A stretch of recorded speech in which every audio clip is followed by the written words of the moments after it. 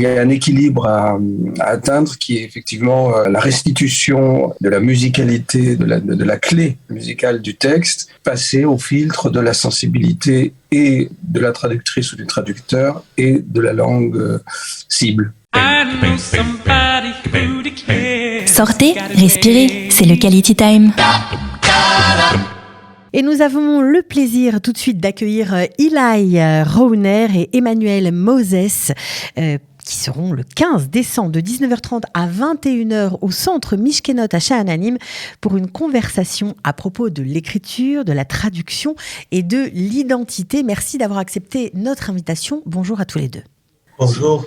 Eli, vous allez être le modérateur de cette soirée. Vous, Emmanuel Moses, vous êtes participant à cette soirée en tant qu'auteur, bien sûr, en tant que traducteur. Vous traduisez les grands auteurs israéliens et d'ailleurs, vous venez de sortir un livre de poésie traduit en hébreu. Alors, pour les francophones qui nous écoutent, que vont-ils trouver dans cette soirée ? C'est une rencontre le premier sujet est sur les échanges, va-et-vient entre cultures, entre langues, entre expériences.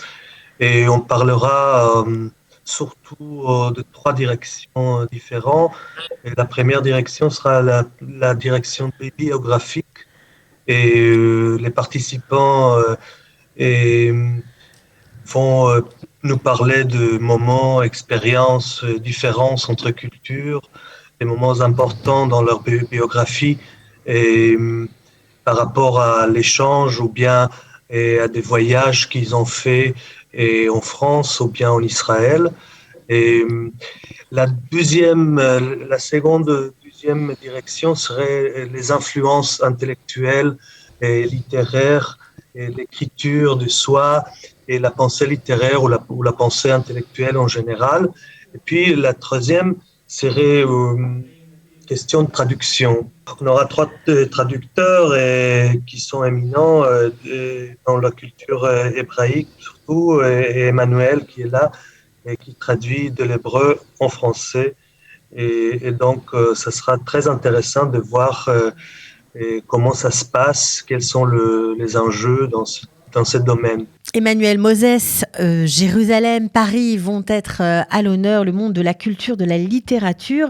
La place de la culture française a toujours été importante en Israël. Est-ce que il y a un renouveau de la culture française en Israël ? J'ai l'impression qu'il y a des échanges entre la France et Israël sur le plan culturel, littéraire, mais c'est très ancien déjà entre les deux cultures et les 2 pays.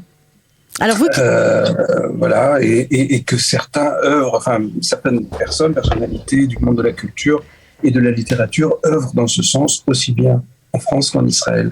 Je trouve que c'est très important, oui, bien sûr. Quand vous traduisez un livre, est-ce que vous avez l'impression de réécrire ce livre ? C'est toujours la question qui est au centre. Est-ce que le traducteur finalement, lui aussi a une part dans l'écriture d'un livre ? C'est une question très complexe, mais je pense que il y a un équilibre à atteindre qui est effectivement la restitution de la musicalité, de la clé musicale du texte, passée au filtre de la sensibilité et de la traductrice ou du traducteur et de la langue cible. Voilà, donc c'est quelque chose d'assez... C'est comme un tango. Voilà, il faut bien mener son jeu. Alors j'ai envie de vous poser la question à tous les deux, à vous d'abord Emmanuel.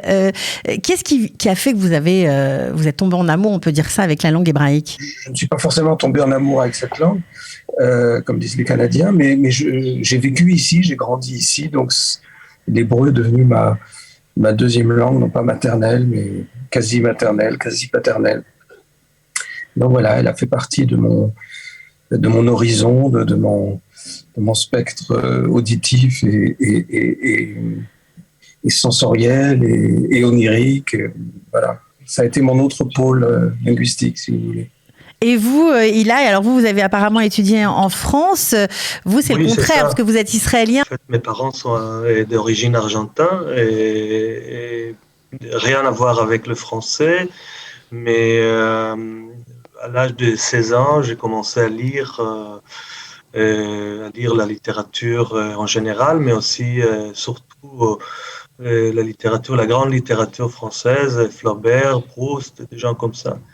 Et je me suis tombé amoureux. Et puis, après l'armée, après le service militaire, je suis allé en France pour étudier la littérature et je suis resté, quoi. Bien sûr, il va y avoir des textes, les gens qui vont participer à cette soirée.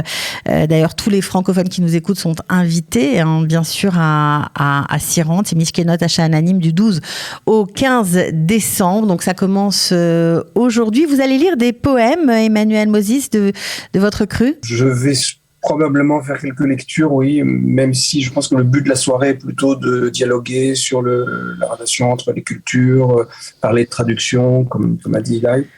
Mais oui, il est possible qu'on me demande aussi de faire quelques lectures. Il y aura bien sûr beaucoup d'émotions dans ces échanges, beaucoup d'intérêt. Et puis il y a aussi une partie musicale avec Corinne Halal qui, elle aussi, est une artiste, qui est née en Tunisie, qui parle français, qui a vécu en Israël, donc qui parle forcément l'hébreu. Ça aussi, c'est important d'avoir quelqu'un qui comprenne ces mondes différents. Oui, il y aura Corinne Halal, la grande chanteuse israélienne, qui va chanter de son disque Ma langue maternelle. Les autres participants, il faut dire, ce sont aussi des gens très connus dans le champ littéraire et intellectuel en Israël. Et Elie Yeshurun, qui traduit Proust depuis 30 ans. Et Eva Illouz, le professeur Eva Illouz, qui est une sociologue connue dans le monde entier.